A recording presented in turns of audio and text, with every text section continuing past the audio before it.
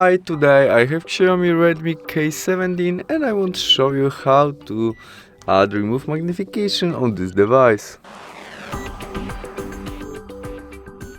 Start off opening settings application where we look for additional settings selection. In this, accessibility and there vision. Now we have our magnification off. To turn on it, we press there and switch on. Confirm by OK, and we have our shortcut, which position we can easily change by tap and swipe on the screen with it. To zoom our screen, we press that and tap on screen, which position we can easily change by using two fingers and scrolling on the screen.